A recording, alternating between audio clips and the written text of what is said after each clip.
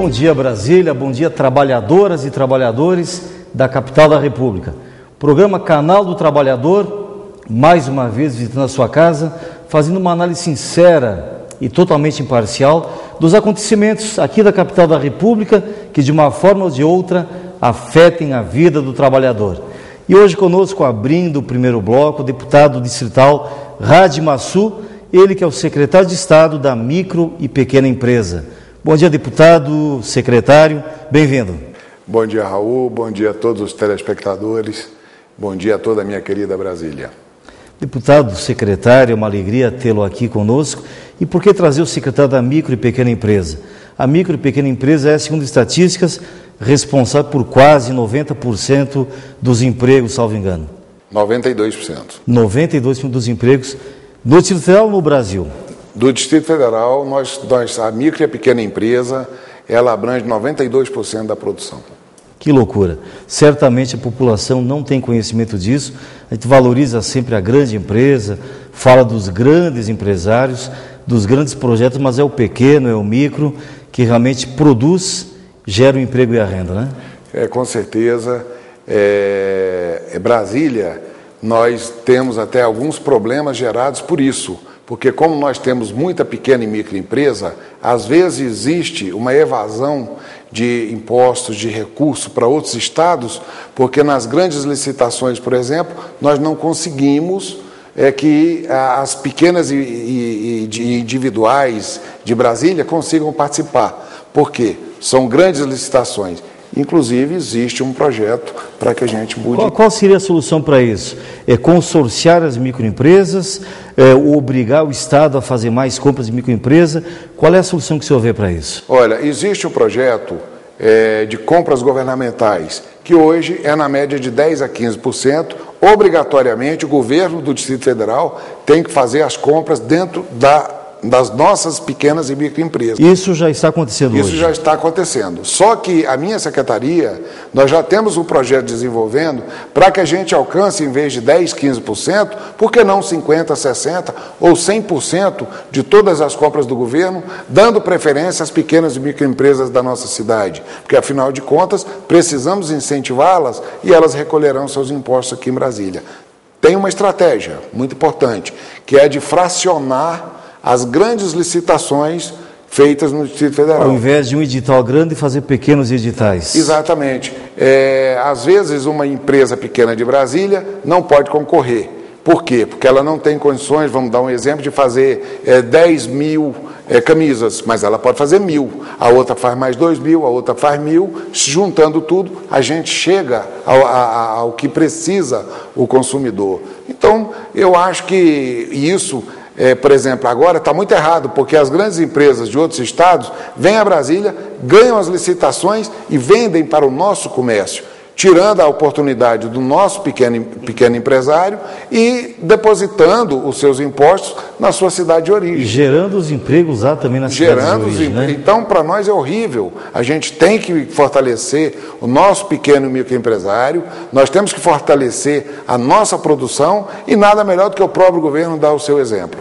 O deputado, até recentemente, até um pouco tempo atrás, a maioria das pequenas e microempresas viviam na clandestinidade, à margem da lei, à margem da legislação, pela dificuldade, pela onerosidade, pela complexidade de vir à luz da legalidade. Isso melhorou? Está mais fácil hoje de legalizar uma microempresa?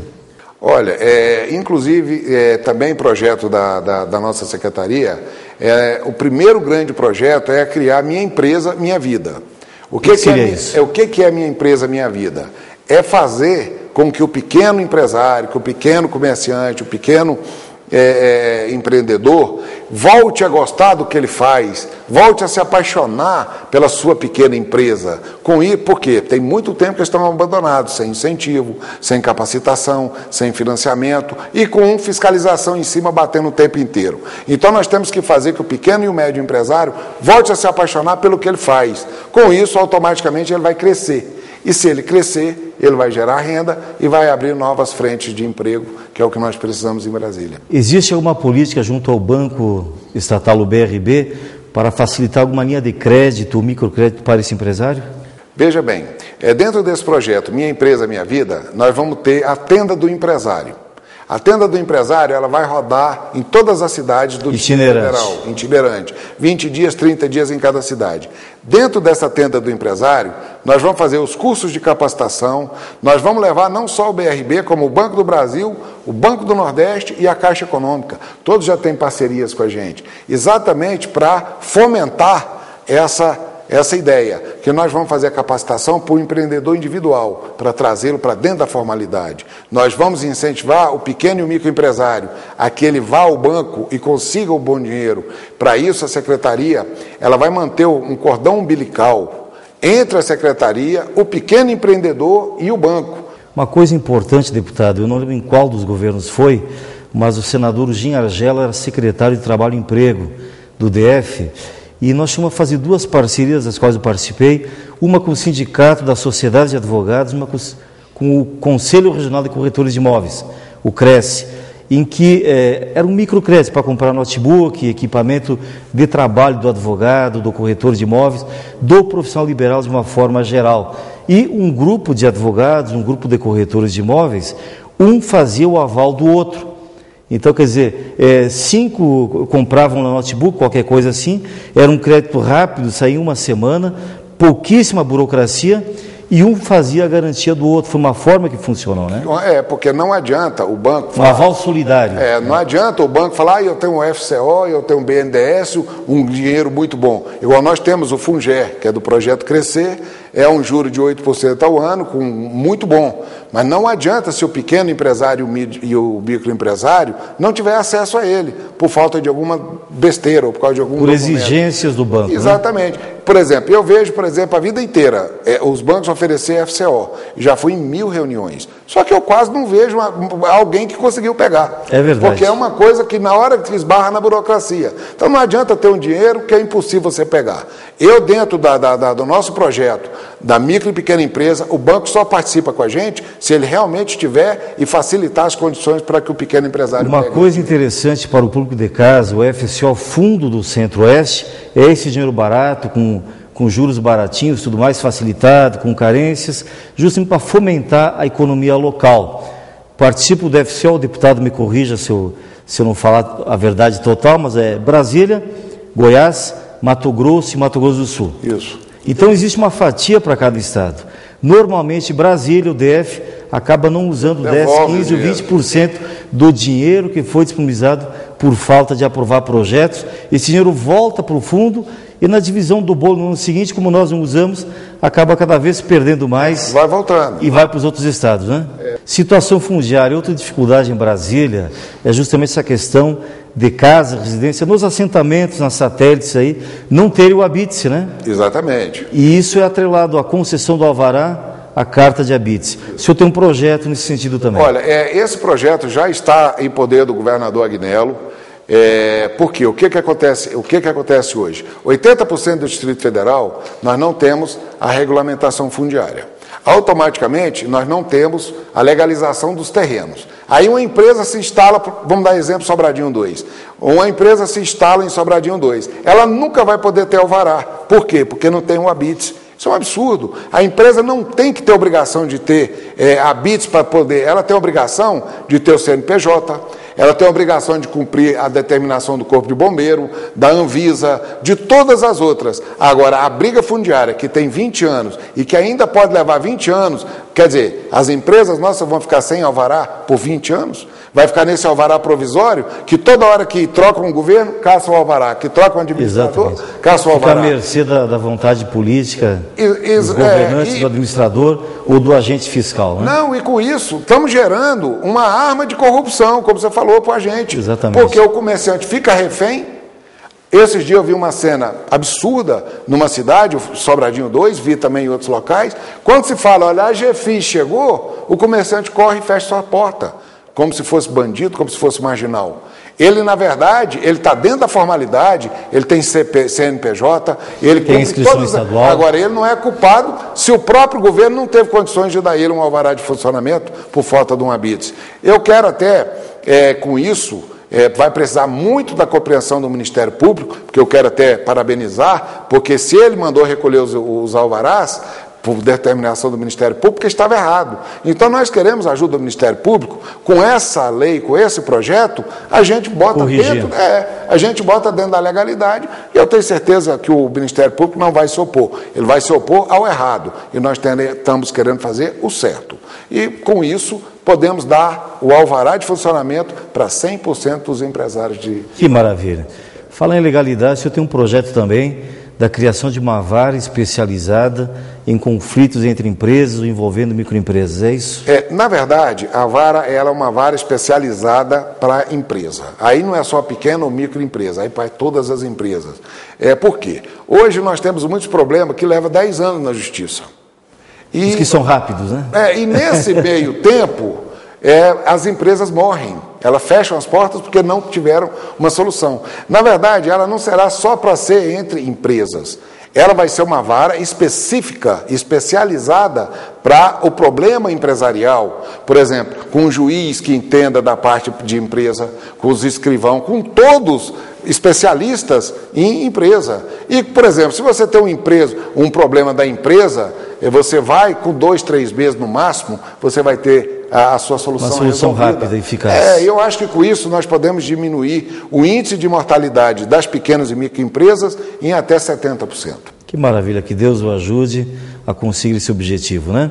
Quero parabenizar o governador Agnello, não apenas pela instalação dessa secretaria tão importante, tão necessária, mas também por ter colocado à frente dessa pasta uma autoridade com essa envergadura, com essa capacidade, alguém que eu conheço aí há quase 30 anos, deputado? E que sempre foi um trabalhador, foi um empreendedor, foi um gerador de emprego e renda, foi um batalhador pela economia do DF, então conhece o assunto, está preparado para isso.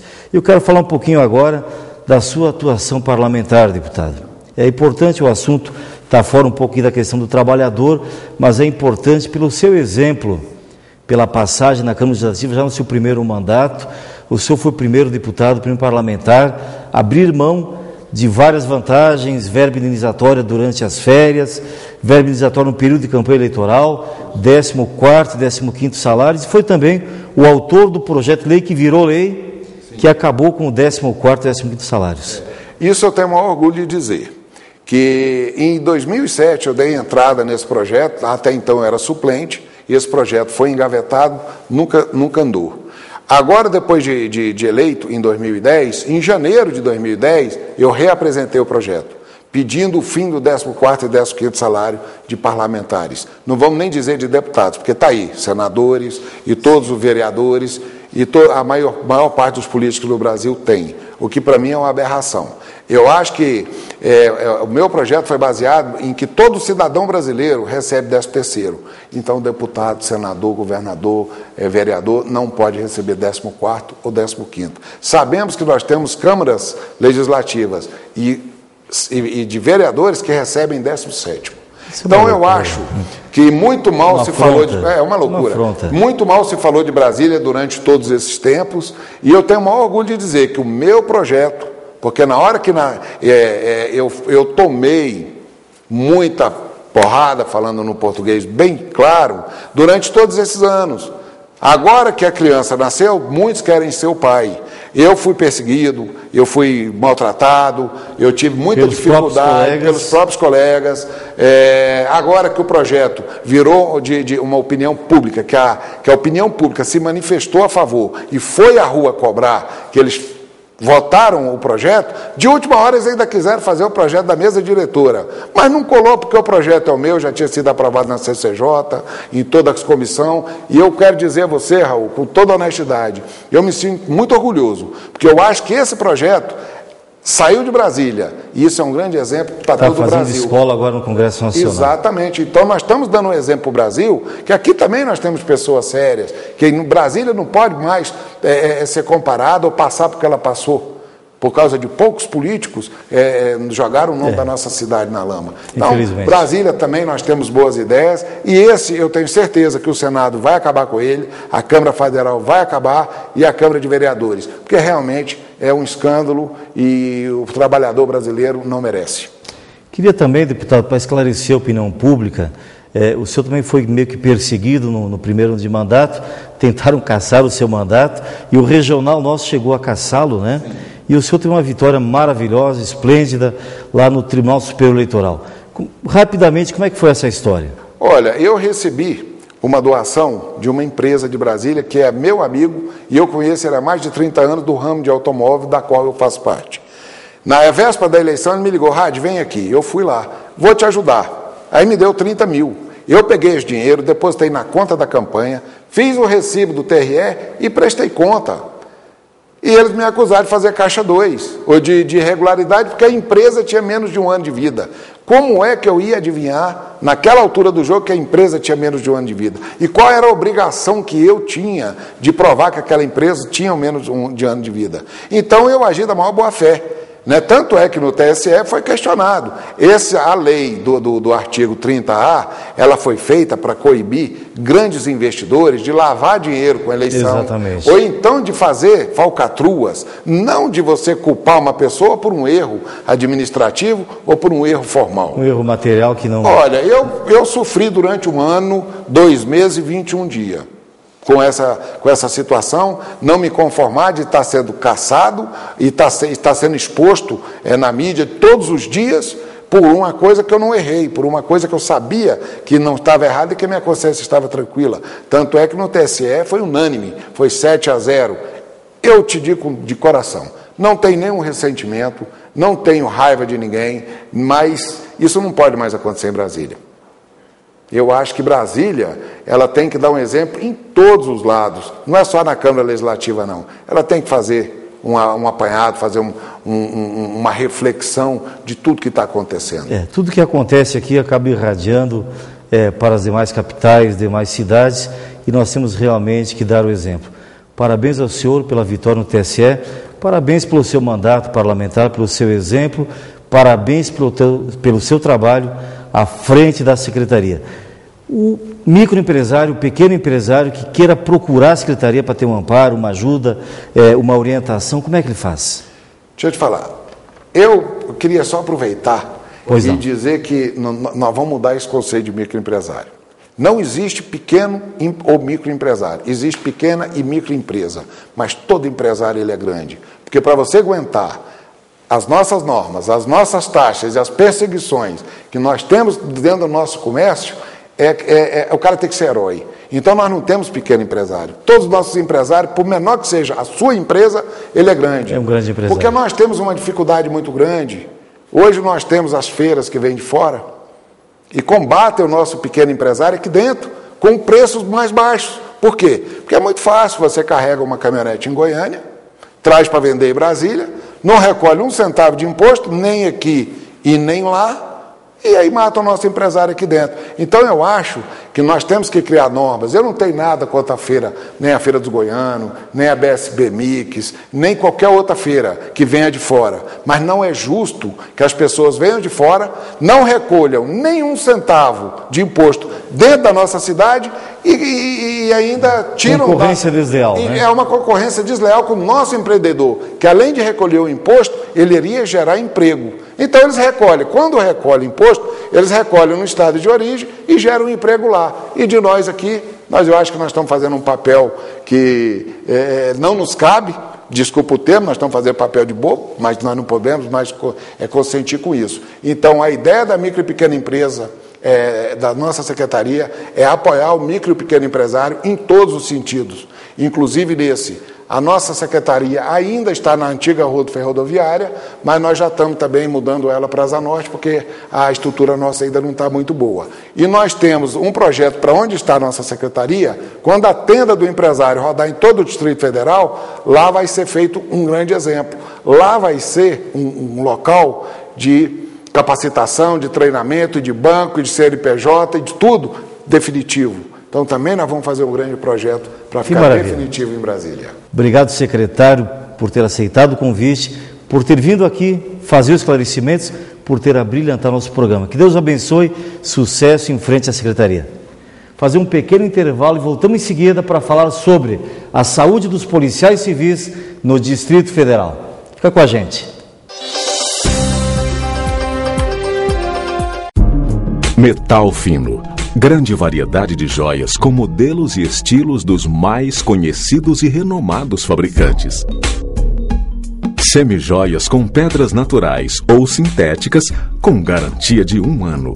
Os mais belos relógios para você e para quem você ama. Metal Fino, 304 Sul. Fone 3322-8342.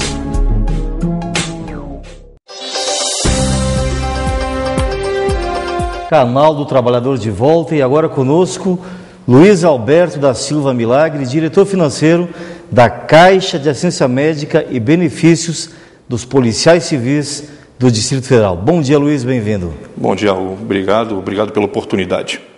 Nós vamos falar um pouco hoje sobre a saúde do policial civil, a saúde do trabalhador da segurança pública do Distrito Federal, que é a grande preocupação e o motivo pelo qual a CAMB foi criada. Fala um pouquinho para nós, Luiz, o que é exatamente a CAMB, que tipo de assistência e benefício ela presta, por que, como ela foi criada? Bem, a CAMB teve sua origem inicialmente pelo Sindicato dos Policiais Civis do Distrito Federal. Ela foi enraizada dali, da necessidade do policial ter uma qualidade, um melhor atendimento e até mesmo no tipo de serviço que é prestado à população, né? Então, nós precisamos de, vamos dizer, policiais baleados, né? Pelos policiais que sofrem acidentes em viatura. Então, começou essa preocupação, vem daí, dessa ideia. Só que, daí para frente, com o índice de associados aumentando, nós passamos a nos preocupar em ampliar essa saúde para seus familiares. E hoje a CAMB é isso. Hoje a CAMB é um plano de saúde, né, mas voltado especificamente para a saúde do policial e seus familiares e qualidade de vida. Além de assistência médica, plano de saúde, que tipo de outro benefício a CAMB propicia? Bem, a CAMB vai propiciar, na verdade, que nós criamos a Caixa Benefício, e com a Caixa Benefício nós vamos propiciar aos policiais diversas oportunidades no sentido de até mesmo recuperação financeira. São vários os tipos de benefícios a serem criados, mas isso é um projeto que daqui a 2, 3 meses estará sendo lançado. Perfeito. Em termos de plano de saúde, qual é o diferencial? É mais barato, é mais caro em relação aos planos de saúde que estão no mercado? O plano de saúde dos policiais civis do Distrito Federal, né, a CAMB em si, ela segue o preço de mercado. Por quê? Porque nós temos que dar qualidade a esse atendimento. E esse atendimento, nós primamos em buscar o associado, ele que está internado. A diferença vem disso. Nós vamos até onde o associado está internado, nós sabemos que tipo de prótese, órtese que ele vai ser implantada nele, que tipo de medicamento está sendo usado. Nós temos esse cuidado em tudo isso daí. Nós corremos atrás, buscamos policiais que são acidentados, se acidentam em outros estados, nós vamos atrás. O atendimento é mais personalizado. É totalmente personalizado. Uma coisa mais próxima, isso, mais dentro da realidade do policial civil. Isso, nós acabamos conhecendo suas famílias, nós acabamos nos envolvendo emocionalmente, até mesmo com as suas próprias dores. Que maravilha. Quantas vidas tem hoje a CAMB, mais ou menos? A CAMB está em torno de 3.400 vidas. Diz uma coisa, a criação agora pelo DF, o tão discutido, o tão famigerado, o tão debatido plano de saúde do servidor, que já vai pelo 3º governo em gestação e não se chega aí a um bom termo ainda, ele atrapalha um pouco a CAMB, ele reforça, ele ajuda. Qual seria o modelo ideal desse plano de saúde para a CAMB e para o servidor também? Olha, falando em categoria, para os policiais civis, um plano de saúde, esse que estão querendo implantar pelo GDF, no nosso ponto de vista da CAMB, ele já vai nascer morto, porque não tem qualidade. Nós sabemos, nós temos know-how, sabemos o que a gente faz e sabemos quanto é que custa manter um plano de saúde. Então, é muito ruim o que está sendo apresentado. E as outras associações que nós já estivemos junto, através do nosso presidente, estivemos junto com elas, e elas também são contra essa implantação desse plano. Da forma como o governo pretende implantá-lo. Da forma que está sendo implantado. Qual seria o modelo ideal? O modelo ideal é da União, da área federal. O sistema de reembolso. Isso, de subsídio. Isso mesmo. Esse é o melhor modelo a ser implantado. O servidor adquire no mercado o plano de saúde que melhor lhe convier. Isso. Apresenta a fatura. Isso. E aí é reembolsado. Até um limite. Até um limite. O que ultrapassar aquele limite é por conta dele. Correto. Mas que hoje em dia, que se eu não me engano, dá em torno de R$70 por titular, mais cada beneficiário, mais cada dependente, então quer dizer, isso daí já é uma grande ajuda em relação ao que se E esses pleiteia. R$70 por dependente, é um valor ideal? Dá para adquirir um bom produto ou é um valor pequeno? Hoje, R$70 dá para adquirir um bom produto, com toda certeza. Isso satisfaria a categoria? Satisfaria com toda certeza. Você falou no início da entrevista que um dos motivos pelos quais a CAMB foi criada foi para atender o policial baleado em serviço, ou que tenha sofrido um acidente de viatura, alguma lesão, algum dano à sua saúde. Hoje, dentro da Polícia Civil do DF, qual é a doença ocupacional que mais afeta o policial civil? Olha, nós temos vários casos lá na CAMB em relação a depressão, alcoolismo, até mesmo caso de drogas, mas nós temos. E isso é por quê? Pelo estresse do dia? O estresse do dia a dia. Estresse do dia a dia. O envolvimento, a energia negativa do trabalho, o contato com esse mundo cão acaba... A falta de efetivo, tudo isso está sobrecarregando o policial nas delegacias, tudo isso. E me diz uma coisa, atendimento psicológico, psiquiátrico, o plano também propicia, a Polícia Civil oferece para o servidor ou não? Oferece, a Polícia Civil oferece através da policlínica, né, a questão da psiquiatria. E há alguma campanha preventiva, alguma medida preventiva ou não? Nós estamos conversando atualmente, sentamos até com o nosso diretor, estamos sentando para providenciar isso, agilizar alguma coisa nesse sentido. Não é a tua área, tu estás na área de saúde, mas o contato com o mundo sindical é a política sindical, a política do servidor público, né? Como é que anda a Polícia Civil? No início do governo atual houve até um estado de greve, houve uma greve decretada, houve uma paralisação. Como é que está isso hoje? O governo atendeu as reivindicações, a categoria ficou satisfeita, continua insatisfeita? Qual é o estado atual disso? Olha, nesse aspecto aí, eu vou pedir desculpa, mas realmente eu tenho que passar essa questão para o sindicato, sabe? Porque eles estão atuando em relação a isso. E nós, realmente, a CAMB é voltada exclusivamente para a área de saúde do policial, sabe? A nossa única finalidade é saúde e qualidade de vida do policial. Mas eu, intimamente, como policial, há uma insatisfação. Sem salário não tem saúde nem qualidade de vida. Isso. Mas nesse sentido, falando como policial, é evidente, existe uma insatisfação. Generalizada, né? É geral, satisfação é geral. Há quanto tempo a Polícia Civil não tem reajuste salarial aqui? Mais de 3 anos. Mais de 3 anos. Isso. Desde o governo... Isso. No início do governo Arruda houve um reajuste? Não teve, não. Eu acho que então tem mais de 5 anos. Por aí. Se foi antes do Arruda, só sei que nós estamos sentindo, né? Já começa a sentir na pele, e isso reflete na saúde do policial. Isso é um dos problemas. É mais estresse, mais depressão? É muito mais. Isso mesmo. Mais cachaça? Alcoolismo, isso mesmo. O alcoolismo chega sempre a uma grave, preocupante? Sempre foi. Mas o índice chega a ser alarmante, é preocupante? Olha, é muita gente que se... Na CAMB, né, especificamente que eu posso falar sobre a CAMB, são várias as pessoas que ligam para a gente pedindo ajuda, e é onde se torna íntimo. A gente acaba se tornando íntimo e tomando as dores daquele policial. É nesse ponto aí. É grave, não está bom a situação, não está boa. Futuro da CAMB? O futuro da CAMB, nós estamos trabalhando muito sério mesmo, a gestão aí do Marcos Alves, que é o presidente.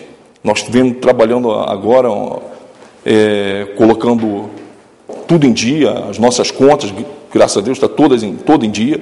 Nós estamos fazendo vários projetos a serem implantados agora, daqui a 2, 3 meses vão ser lançados vários projetos, e um deles até a recuperação financeira do policial civil. Como é que é essa recuperação financeira?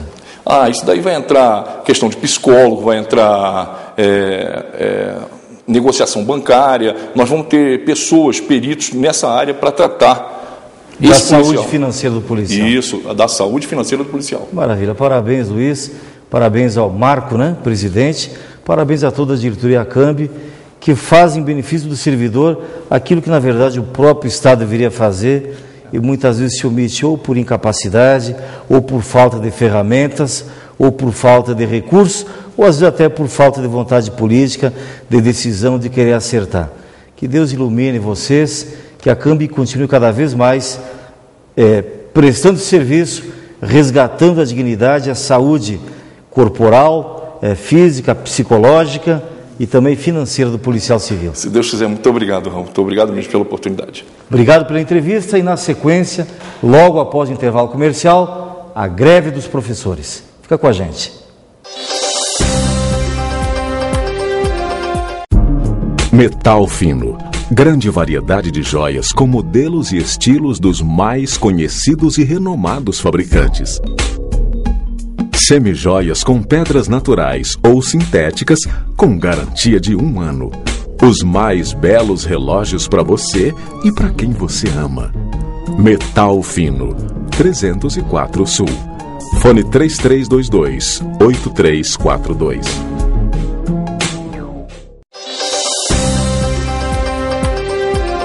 Gente amiga, estamos de volta e novamente o assunto hoje é a greve dos professores. Conosco hoje o professor Cláudio Antunes, diretor de políticas educacionais do Simpro-DF. Bom dia, professor Cláudio, bem-vindo. Bom dia, Raul, obrigado. O que evoluiu da semana passada para cá? O que nós avançamos, professor? Nós tivemos alguns encontros com membros do governo, mas infelizmente o impasse continua. O governo insiste em dizer que não tem os recursos necessários para cumprir com o acordo feito no ano de 2011 com os professores. Mas está havendo diálogo, está havendo uma contraproposta, alguma coisa formal, concreta por parte do governo? Nenhuma proposta nesse momento foi apresentada à comissão de negociação do Simpro. Então, o que nos preocupa e gera, na verdade, a extensão desse impasse. Porque hoje, o que realmente poderia estar evitando a continuidade do movimento seria justamente o GDF apresentar uma proposta para que a categoria pudesse avaliar. Pelo que a gente tem visto nas manifestações públicas do governo, nesses anúncios públicos na televisão, no jornal, ele está negando, está dizendo que não tem verba e que dificilmente haverá um reajuste dos salários. Como é que o senhor está sentindo isso? Na verdade, a verba existe. O Distrito Federal, diferente... Mas eu digo, a boa vontade do governo não está sendo sinalizada, né? É isso que nós não estamos compreendendo nesse momento, que há uma mistura de boa vontade com falta de decisão política do governo em querer resolver o problema. O governo precisa tomar uma decisão política de querer fazer da educação uma prioridade, porque a autonomia financeira do Distrito Federal ela foi alcançada quando da criação do Fundo Constitucional. Exatamente. Então, antigamente a gente ouvia muito que o Distrito Federal não podia fazer os reajustes dos professores em função de depender financeiramente da União. Essa dependência, pelo menos para as áreas de saúde, educação e segurança, deixou de existir em função da criação do Fundo Constitucional. E há uma coisa que precisa ser considerada.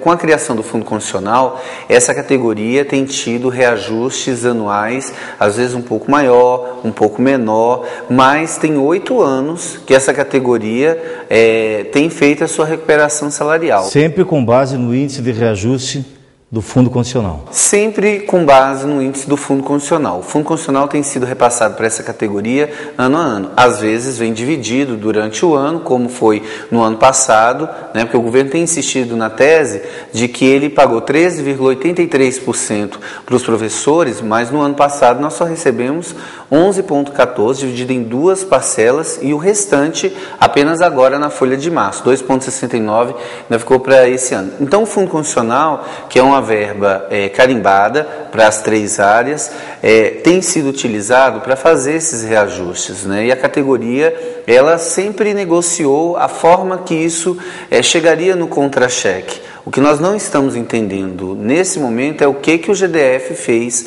com um acréscimo que foi no aporte do Fundo Constitucional de 2012. O que foi feito desse recurso?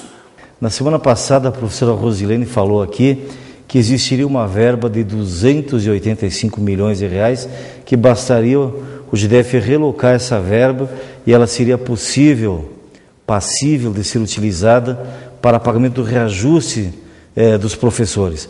O Distrito Federal, o governo federal, nessa última semana, diariamente, tem anunciado nos meios de comunicação que é mentira, que esse dinheiro não pode ser utilizado. Explica um pouco para nós, de que lado está a razão? Pode ser utilizado, não pode? Onde é que estão esses 285 milhões? Quem vai ter que responder isso para a sociedade no Distrito Federal é o governo do Distrito Federal, porque os 285 milhões, eles fazem parte do conjunto dos 9 bilhões de reais, mais de 9 bilhões de reais que custeiam essas três áreas. No que nós refizemos, junto com o DIEESE, as contas, nós identificamos que havia uma ausência de 285 milhões. E fazendo análise com o DIEESE, nós identificamos que essa poderia ser uma forma de fazer o reajuste. E quando nós colocamos isso na mesa de negociação, o que o GDF tem nos dito é que ele já utilizou esses recursos em outras áreas. Mas poderia ter utilizado em outras áreas? Não. O dinheiro do Fundo Constitucional só carimbado. pode custear essas três áreas: segurança, saúde e educação. Mas ele poderia, por exemplo, utilizar na reforma de escolas? Sim, mas o Fundo Constitucional ele tem sido utilizado principalmente para custear a folha de pagamento dos servidores, não somente. Portanto, nós poderíamos utilizar parte dos 285 milhões para fazer a primeira parte da reestruturação do plano de cargos e salários, que foi o acordo firmado com o Distrito Federal, ou com os professores aqui do Distrito Federal. As outras obras, reformas e construções de novas escolas podem ser custeados pelo Tesouro Local. Então, fazer essa inversão de rubrica não oneraria, não iria onerar a lei de responsabilidade fiscal, que eles estão nesse momento alegando que está já próximo do limite, de estourar, e aí o GDF, claro, passaria por algumas dificuldades de negociação com o governo federal, mas que nesse momento, se isso fosse feito, não geraria problema. Então, o que falta hoje é decisão política de mudar a rubrica e devolver aos professores os 285 milhões que podem fazer, neste momento, essa reestruturação negociada ainda no ano passado. Perfeito. Nós falamos até agora somente sobre salários, Mas na semana passada nós vimos aqui que há uma pauta de 12 ou 13 itens que inclusive já foram negociados no ano passado. Houve um compromisso formal assinado por 2 secretários de Estado do DF, onde havia 13 itens em que o DF assumia um compromisso com os professores. Desses 13 itens, a nenhum deles até agora o GDF sinalizou que vai atender, que vai cumprir aquilo com o que ele se comprometeu no ano passado? Para esse momento de 2012, nenhum dos pontos que ficaram pendentes para esse ano, nada. Por exemplo, o plano de saúde do servidor do Distrito Federal, que se arrasta desde 2005, quando a Câmara Legislativa cria a lei, e até hoje não foi implementado. O governo se empenhou que seria feito em 1º de janeiro e não fez até agora nenhum aceno de quando que o plano vai começar a funcionar. Então isso nos preocupa muito, porque hoje a questão da saúde do trabalhador na educação ela é preocupante. Não há nenhum tipo de prevenção à saúde do trabalhador, ainda que conste na nossa pauta por vários anos. Então, uma das possibilidades de você resolver, pelo menos em parte, desse adoecimento da categoria, seria o plano de saúde. E a gente não vê, nesse momento, nenhuma ação concreta. No quadro anterior, o pessoal da CAMB, Caixa Assistência Médica e Benefícios da Polícia Civil, nos analisou da posição deles em que o modelo ideal de plano de saúde seria o reembolso, pelo qual o servidor contrata o plano que ele melhor desejar, o plano que lhe convier, apresenta a fatura ao Recursos Humanos e recebe o reembolso. Os professores já discutiram qual seria a melhor forma a ser adotada? Seria essa também ou não? O sindicato ele tem participado das discussões com o governo sobre o modelo de plano de saúde para os servidores. O que nós queremos garantir em linhas gerais, porque aí o governo é que vai acabar batendo o martelo qual modelo a ser adotado. Se vai fazer uma contratação ou se vai fazer o sistema de reembolso. O que se sabe hoje é que nenhuma operadora de plano de saúde tem condições de atender 130 mil servidores que o GDF tem. Ou então, muito provavelmente, haveria, pela contratação múltipla de empresas... Um consórcio de empresas. Um consórcio. E aí o servidor poderia utilizar nos diversos planos que já atendem o mercado. Então, não haveria escolha de um, mas seria um consórcio.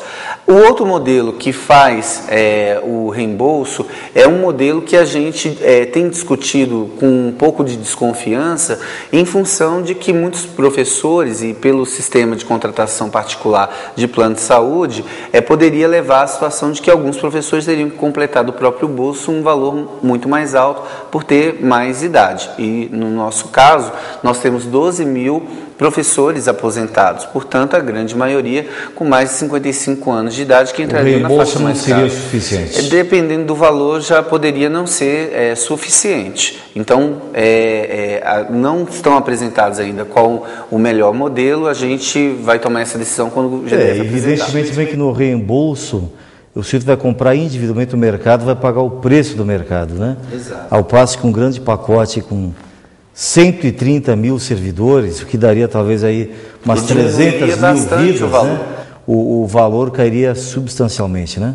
Com certeza, e é o que a gente espera também, que o GDF tenha sensatez na hora de fazer a escolha e a apresentação do modelo. Nós não queremos, nesse momento em que se vai implementar um plano de saúde, criar mais problema para o servidor na hora de utilizá-lo. Se bem que qualquer modelo é melhor do que nenhum, né? Com certeza. Porque há 7 anos discutindo é impossível que o governo não tenha técnicos, não tenha gente competente para estudar isso e em 7 anos implementar uma coisa tão simples assim, que o mercado quer, que os servidores querem e que a lei determina que seja feito, né?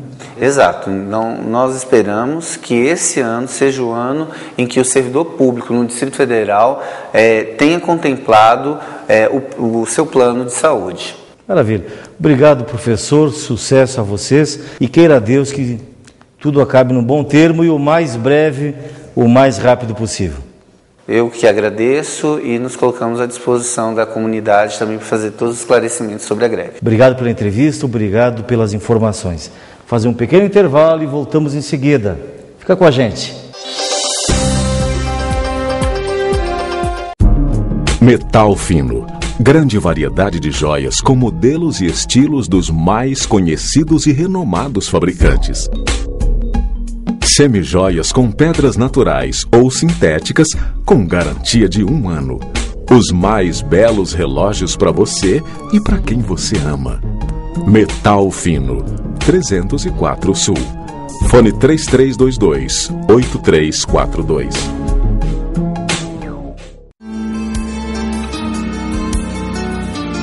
O escritório Raul Canal e Advogados Associados conta com experiência solidificada em mais de 20 anos de atuação jurídica em todos os segmentos do direito. Possui uma ampla infraestrutura capaz de proporcionar conforto a todos os seus clientes, tanto em sua sede de Brasília quanto nas sucursais de São Paulo, Rio de Janeiro, Porto Alegre e Goiânia. O escritório tem abrangência nacional, com representantes em todas as principais capitais brasileiras.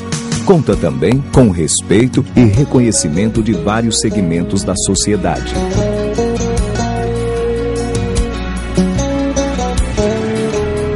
Raul Canal e Advogados Associados disponibiliza atendimento personalizado ao cliente, mesmo fora do horário comercial, em sistema de plantão jurídico 24 horas por dia, além do sistema exclusivo da advocacia itinerante. O corpo jurídico é composto por gabaritados profissionais recrutados dos melhores centros de ensino do país. Tem como principal missão atender o cliente em todas as áreas do direito, no alcance de seus objetivos, com criatividade, segurança, eficiência e eficácia. Raul Canal e Advogados Associados, munido de espírito ético, respeito e confiança, disponibilizam aos seus clientes o que há de melhor em advocacia. Gente amiga, estamos de volta com o Canal Trabalhador e o assunto novamente é Polícia Civil.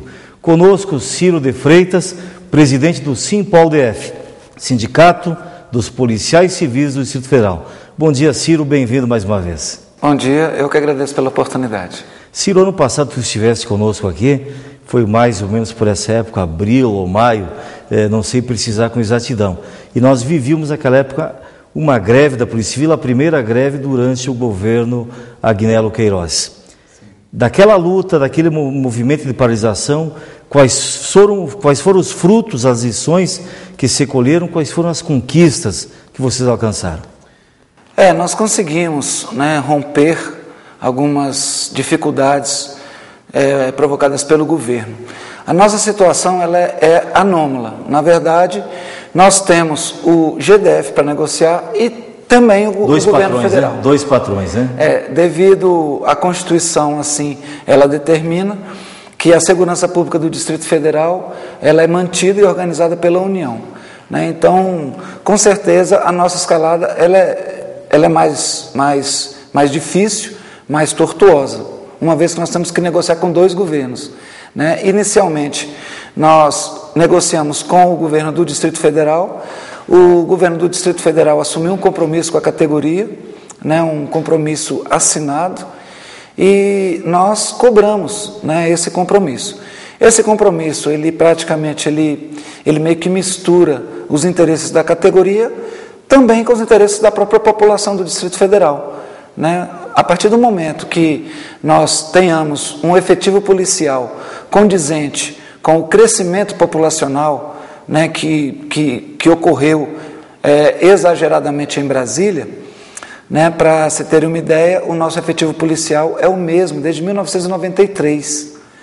Então, de 93 para cá, várias cidades foram criadas, a população cresceu e o contingente policial não acompanhou esse crescimento. A população praticamente duplicou, são quase 20 anos, né? Praticamente duplicou. São quase 20 anos. O número de delegacias de polícia, se não me engano, também duplicou nesse período, né? Isso, cresceu aproximadamente 60%.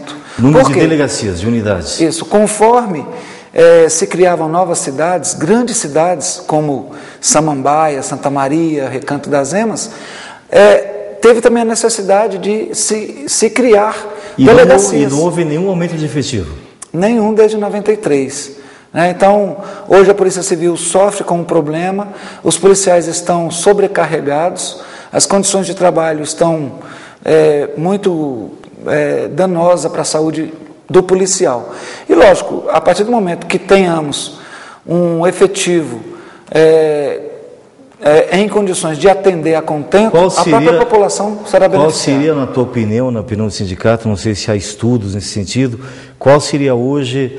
Qual é o efetivo atual da Polícia Civil e qual seria o efetivo ideal para as necessidades do Distrito Federal? Raul, hoje o efetivo ele gira em torno de 4.800 policiais e desde 93, são 20 anos. Isso na totalidade, inclusive aqueles que estão em funções administrativas ou desviados da função? Sim, incluindo inclusive os agentes penitenciários que prestam serviço na Secretaria de Segurança Pública, no sistema penitenciário. Só de agentes penitenciários são 600. Se a gente fizer uma continha rápida, aqui uma continha de padeiro, estamos falando em média de um policial para cada 500 habitantes, é mais ou menos isso, né? Mais ou menos. Esse número em termos de mundo, em termos de outros estados, vocês têm um estudo comparativo ou não? Tem um levantamento da ONU que ele orienta, ele sugere mais ou menos em torno de 80 presos, 80 cidadãos para cada policial. Então, são 20 anos de defasagem. Estamos em plena negociação, o governo federal tem conhecimento disso, nós estamos na véspera de grandes eventos a ser realizados em Brasília, e eu acho que a capital da República merece uma atenção especial no quesito de segurança pública. Com toda certeza. Tu falaste em condições de trabalho. Hoje, qual é a principal reivindicação, qual é o principal problema em condições de trabalho? São viaturas, armamento, são ferramentas de proteção pessoal do policial, instalações físicas? O que mais pesa? Qual é a principal reivindicação? Hoje nós temos os extremos. Nós temos delegacias que são modelos para o Brasil, como 1ª DP, como 26ª, entre outras, e ao mesmo tempo temos delegacias totalmente que funcionam improvisadas, como a DCA2, que hoje funciona em Ceilândia, onde era a antiga Academia de Polícia, né, que é um prédio totalmente preparado para dar treinamento para policial, e hoje está funcionando uma delegacia. A mesma coisa acontece com a 38ª, que é Vicente Pires, que tem uma área muito grande e é uma delegacia praticamente sem cobertura, né, totalmente de improviso. Assim também como a 35ª Sobradinho 2, entre outras. Diz uma coisa, em termos de armamento, munição e equipamentos individuais de segurança e proteção, está satisfatório, está defasado, como é que está isso? No momento da greve, nós, inclusive, chamamos a atenção, né, do governo e da própria população, e o governo se adiantou e atualizou pelo menos os coletes que estavam vencidos. Mas o que o sindicato, né, ele sempre pede é equipamento de proteção individual. O nosso pleito é que cada policial, assim como tem uma arma acautelada para o policial, ele tenha também um colete. O colete é de uso coletivo? O colete é de uso coletivo. Nós não temos distinção entre coletes femininos para masculinos. Nós temos policiais avantajados fisicamente, temos policiais que de menor estatura. A questão do colete feminino também é um problema, porque o mesmo colete que o policial usa, ele passa para uma policial feminina. Então, hoje a nossa demanda é essa. Também, né, que cada policial tenha o seu colete próprio, acautelado, assim como tem a sua arma e a sua algema. Mesmo porque facilita até a sua locomoção. Né? A partir do momento que ele está indo para um local onde ocorreu um crime, ele já tem próximo a si, né, um dos equipamentos mais importantes para o policial, que é o colete à prova de bala, que hoje, com toda certeza, que hoje não tem a quantidade suficiente. Quer dizer, foi atualizada a tecnologia, foram adquiridos equipamentos novos, mas são insuficientes. São insuficientes. Outra coisa, se tiver um problema grave recentemente, uma discussão fervorosa, questão dos agentes penitenciários, de agentes carcerários, como é que isso aconteceu? Eles saíram da Polícia Civil, foram para outra secretaria, foram acomodados em outro órgão, como é que está isso? A bem da verdade, isso é fato real, né, é a realidade de Brasília. Devido a essa defasagem de mão de obra, do efetivo estar bastante defasado, os agentes penitenciários prestavam um serviço de suma importância, como, por exemplo, serviço de carceragem, serviço de escolta de preso em hospitais, né, mas... E isso agora é feito por policiais civis? Em total desrespeito à legislação, já que não é atribuição do agente de polícia realizar escolta de preso, já que tem um segmento dentro da carreira policial civil com a atribuição de se fazer a escolta. Contratado, treinado, especializado para fazer isso. Exatamente. Então, através de uma ação, né, promovida pelo Ministério Público, acabou causando um mal muito grande, não só para a instituição, mas para a própria população do DF. Sociedade como um todo, né? A sociedade como um todo, porque a partir do momento que vem uma ordem judicial determinando que os policiais civis, que são agentes penitenciários, estão proibidos de exercer sua atividade dentro da Polícia Civil, que é seu órgão de origem, então a partir daí você vê a falta, né, a falta de tato, né, com a segurança pública, e que o Ministério Público em especial está faltando. Né? Nós estamos fazendo um trabalho em conjunto com a Procuradoria, né? O sindicato não é parte nessa ação, mas estamos subsidiando... É uma ação do Ministério Público contra o Distrito Federal. Contra o Distrito Federal. E houve uma liminar determinando isso. Determinando o seu retorno, e de uma hora para outra teve uma evasão de 300 agentes de polícia do efetivo. Pediram demissão. Não. Foram removidos. Removidos para cumprir essas missões. Aí, no caso, eles estavam fazendo as escoltas de preso, fazendo o trabalho de carceragem, né, no complexo da Polícia Civil tem uma carceragem, e fazendo escolta nas delegacias, né, recambiamento de preso, entre outros. Devido a essa ordem judicial, outros policiais, né, que são agentes de polícia, estão em desvio de função, fazendo esse trabalho, né, isso simplesmente por uma ação talvez aí impensada, por parte do Ministério Público. E vocês conversaram com o Ministério Público, conversaram com o Judiciário, tentaram aclarar, esclarecer isso? Olha, Raul, não é fácil, tá? O Ministério A interlocução Público... é difícil. Com certeza. O Ministério Público, ele, nas causas da polícia, ele é bastante rigoroso. Eu acho que você conhece, você Sim. trabalhou com a gente por muitos anos. E ele, um dos papéis é fiscalizar a polícia, né? E ele entende que o agente penitenciário tem que trabalhar na penitenciária também, mas na Polícia Civil, que é o órgão de origem, cujo ele é da carreira, ele simplesmente entende que não é devido ele exercer essa atividade no âmbito da Polícia Civil. Tá? Então, acabou de uma hora para outra, 300 agentes migraram, saíram da instituição da Polícia Civil e retornaram para o sistema penitenciário, local onde hoje existe uma outra carreira que não é da Polícia Civil, mas sim do próprio GDF, que foi criada justamente para substituir esses agentes penitenciários quando ele fosse para a Polícia Civil, que é o que aconteceu. Que imbróglio. Ciro, a situação de estresse, de falta de condições de trabalho, salário baixo, defasado, tudo isso provoca, impacta diretamente na saúde do trabalhador policial civil. Nós conversamos no bloco anterior com o Luiz Milagre, lá da CAMB, né? Falando sobre a CAMB, sobre a saúde do policial civil, nos relatou muito bem aqui, e falando sobre o plano de saúde, né? Ele dizia, colocou aqui a posição da CAMB, a posição dele também, que o melhor modelo a ser adotado, eu até brinquei, falei que qualquer modelo seria melhor do que não ter nenhum. Porque estamos a 7º modelo com a lei criada e nenhum modelo foi adotado. Mas ele dizia aqui que o melhor modelo, segundo o entendimento da CAMB, seria o modelo do reembolso, né? O sindicato já tem opinião formada sobre isso? Temos, inclusive, queria cumprimentar o Luiz, o Marcão, que fazem um excelente trabalho lá na CAMB.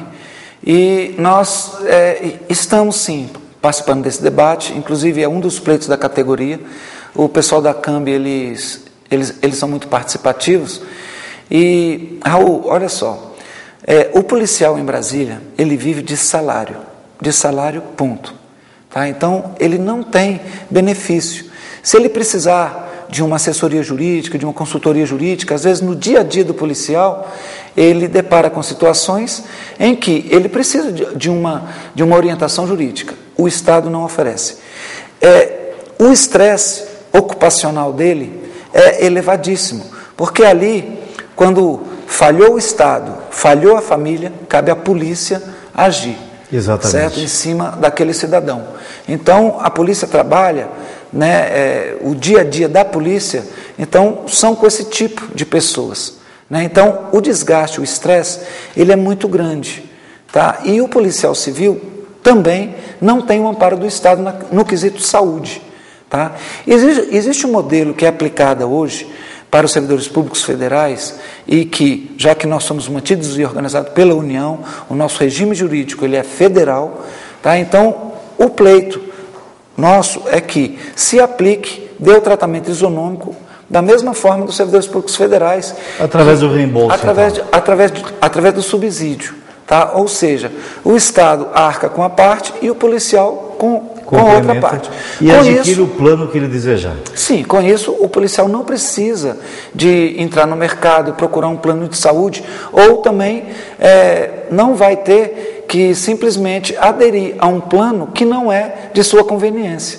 Tá? Então, ele mantém o plano atual que ele tem, né? E apenas vem o subsídio para poder auxiliá-lo na despesa com o plano de saúde, que no nosso entendimento é um modelo ideal, que inclusive existe a previsão legal. Cabe apenas ao GDF fazer a previsão, né, orçamentária e financeira e aplicar. Não tem muito entrave nesse sentido. Maravilha, obrigado Ciro pela entrevista, parabéns pelo teu trabalho, nosso abraço sincero a toda a diretoria do Simpol e também a todos os policiais civis do Distrito Federal. Eu agradeço, Raul, muito obrigado. Sempre você dando oportunidade para os policiais civis. Obrigado pelas informações. E nós vamos ficando por aqui, um domingo abençoado, uma Semana Santa maravilhosa, uma feliz Páscoa e até domingo que vem, se Deus quiser.